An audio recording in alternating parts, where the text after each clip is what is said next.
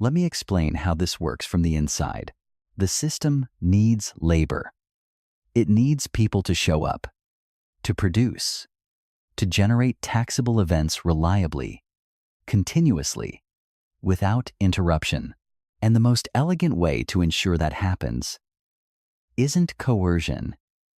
It's design. You build a structure where working harder feels like the path to freedom, where earning more feels like getting ahead, and where the gap between what people earn and what they actually keep is wide enough to be extractive, but narrow enough to be invisible. That's the architecture, and I want to walk you through exactly how it operates.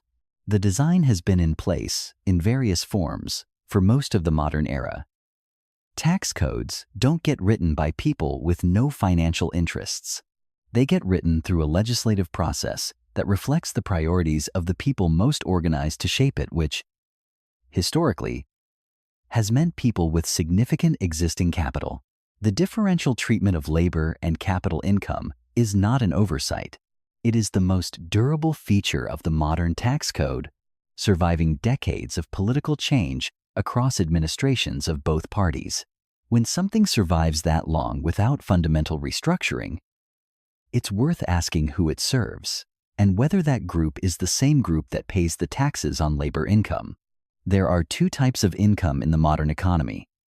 The first is labor income, the direct exchange of your time, skill, and effort for compensation, salary, wages, bonuses. The second is capital income returns generated by assets you own, dividends, capital gains, appreciated real estate, rental income. These two types of income are treated very differently by the tax code, and that difference is not accidental. Labor income is taxed immediately. From the first dollar of every paycheck, the system asserts its claim. Federal income tax, state income tax, payroll taxes. The money is deducted before it reaches you. You have no agency over when the tax event occurs. You have no ability to defer. You earn it, and the system takes its share in the same transaction. There is no gap between the earning and the taxation. Capital income operates differently. Long-term capital gains income from assets held for more than a year are taxed at preferential rates that are, in most brackets, significantly lower than the rates applied to ordinary labor income. More importantly, capital income is taxed when realized when you choose to sell. You hold a stock that doubles in value. You owe nothing until you sell. You can hold for a year, 5 years, a decade. You control the timing of the tax event. The system cannot touch the growth until you decide to let it. That flexibility the agency over when taxation occurs is worth an enormous amount over a long time horizon. There is a further feature of the capital income architecture that receives almost no attention in mainstream financial conversation. The step up in basis at death.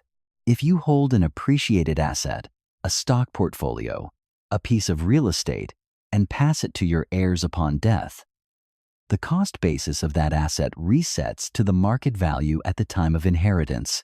The unrealized gain accumulated over decades of appreciation is, for federal capital gains tax purposes, effectively erased. The heir can sell immediately after inheriting and owe capital gains tax on none of the appreciation that occurred during the original owner's lifetime. This is not a loophole in the pejorative sense. It is a deliberate feature of the tax code. It means that capital wealth, if held and transferred rather than sold, can pass across generations with the accumulated appreciation largely untaxed. Labor income generates no equivalent mechanism. You cannot pass your earnings to your children tax-free. The labor was taxed when it was earned. The capital, if managed correctly, can be transferred without triggering the tax on its growth. The architecture here is straightforward. The system taxes the active creation of value aggressively and immediately, while taxing the passive accumulation of value gently, deferably, and with a generational escape valve. Work produces taxable events in real time. Capital accumulates, transfers, and generates taxable events only at the owner's discretion or not at all.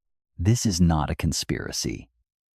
It is the logical outcome of a tax code built over decades through the accumulated decisions of competing legislative interests, each responding to immediate pressures, each adding layers onto a structure that was never designed as a coherent whole. But the emergent result has a clear beneficiary, existing concentrations of capital, and a clear cost.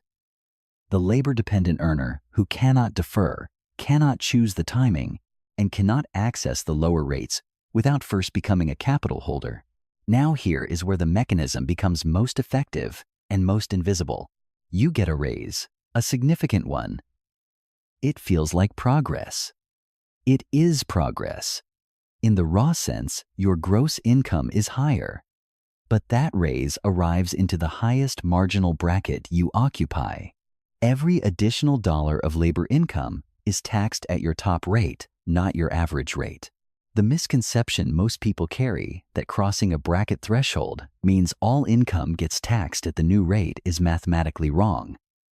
But the emotional response it generates is not entirely irrational, because the additional income from the raise is, in fact, taxed more heavily per dollar than the income below it.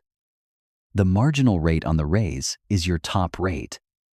That's how the progressive structure works. So you get a $30,000 raise at a combined federal and state marginal rate of 35 to 40% on that additional income, depending on your state and filing situation. Your net gain from that raise might be $18,000, $20,000, not $30,000. The headline number, the number your employer announced, the number that felt like recognition, that number belongs to the gross world. The net world is considerably smaller. Then the lifestyle adjusts. Not dramatically, rationally. The raise enables a slightly larger home, a newer car, marginally better schools. Each decision is defensible. Each is the obvious next step for someone at this income level. Those decisions, together, add perhaps $1,000 to $1,200 per month in new fixed obligations. That's $12,000 to $14,400 annually, against a net raise of $18,000 to $20,000. Your actual discretionary gain, the money you have left to move, to save, to use differently, might be $4,000 to $8,000 per year for a $30,000 raise. For the additional stress, responsibility, and hours that produced it, the treadmill got faster. The scenery barely changed. And this is the mechanism's most powerful feature. Each subsequent raise reproduces the same dynamic. The next increment of labor income arrives at the same marginal rate, your top rate always. Each raise is more heavily taxed per dollar than the income already below it. Each lifestyle adjustment absorbs a portion of the net gain. The gross number climbs.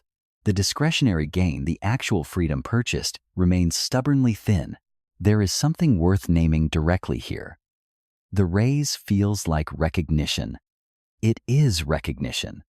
The problem isn't that the raise is meaningless. It isn't. The problem is that the system is structured so that the portion of the raise you actually keep is always smaller than the portion the system takes first. The emotional experience is of gain. The mathematical reality is of extraction at the margin. Those two things can coexist. The system relies on that coexistence to remain invisible. If every raise felt like a loss, people would stop pursuing raises. Because each raise produces a genuine, if compressed, net gain, people continue. The treadmill stays on, the engine keeps running, and the system collects its share from every revolution. Let's run the numbers at scale. And these are illustrative. Run your own. A skilled professional earning an average of $150,000 per year over a 30-year career generates $4.5 million in gross labor income at a combined effective tax rate of 30 to 35% federal. State payrolls somewhere between $1.3 million and $1.6 million of that gross income never enters their personal economy. It flows directly to the state, reliably, at the moment of earning. Without deferral, they worked for it. They earned it. The system collected its share first. Now take $2 million in capital assets growing at a hypothetical 5% annually over the same 30 years. The growth compounds largely untaxed until the owner chooses to realize it at a long-term capital gains rate significantly below the marginal rate on labor income, and with full control over timing. The after-tax retention from capital growth is structurally superior to the after-tax retention from equivalent labor income. Not because of loopholes, because of design.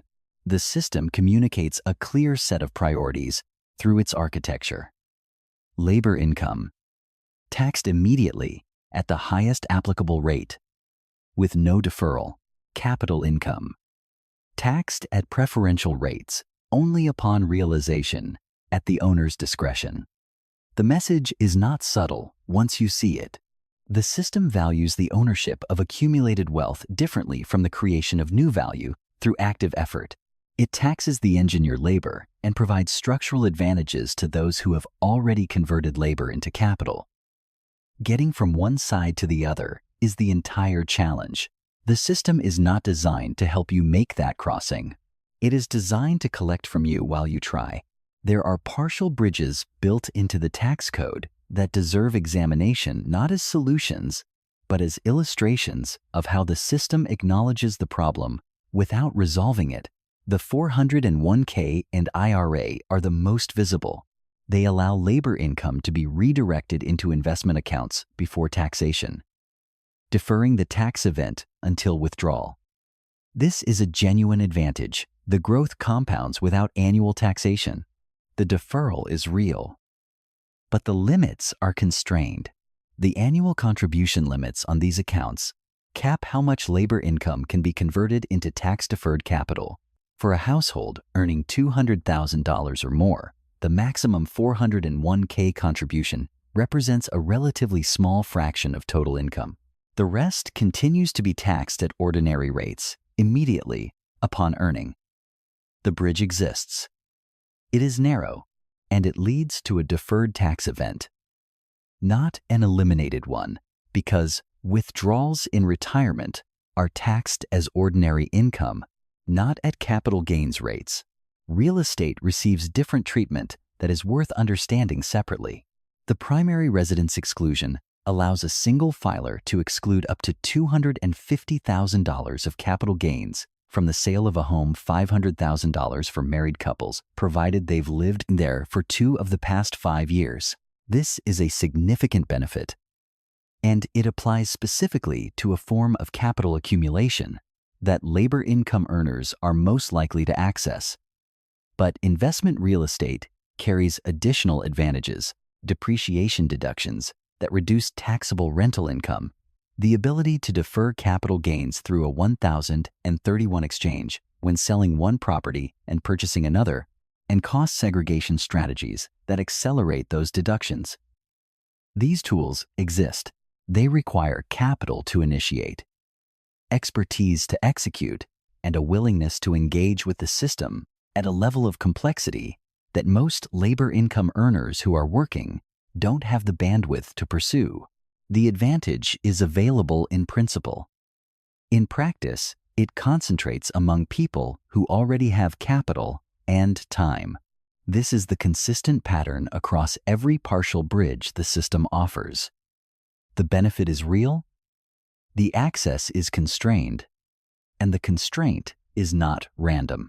It follows the same logic as the broader architecture. The more capital you already have, the more efficiently you can use the tools the system provides to accumulate more. The system is not a ladder, it is a surface with variable friction. The more weight you carry in existing capital, the lower the friction. The more dependent you are on labor, the higher.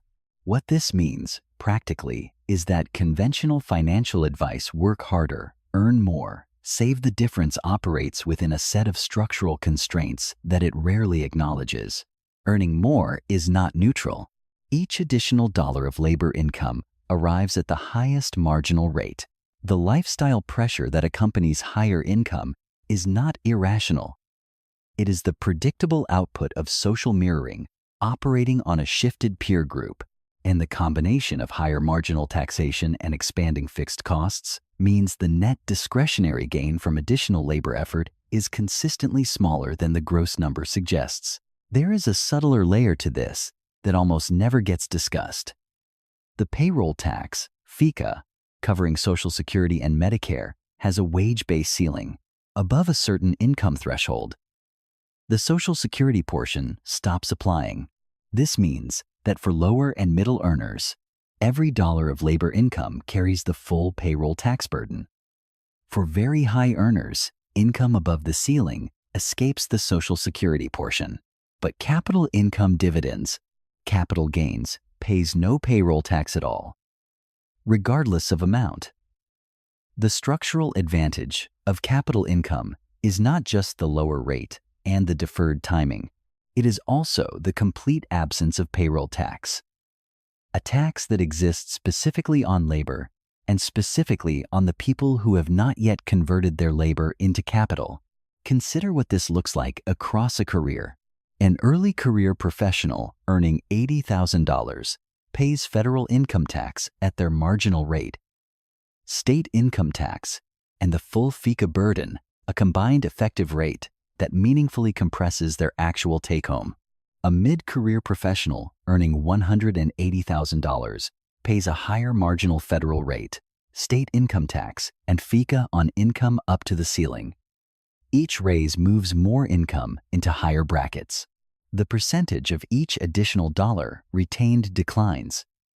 At no point in the labor income trajectory does the system offer deferral, preferential rates, or the ability to control the timing of the tax event.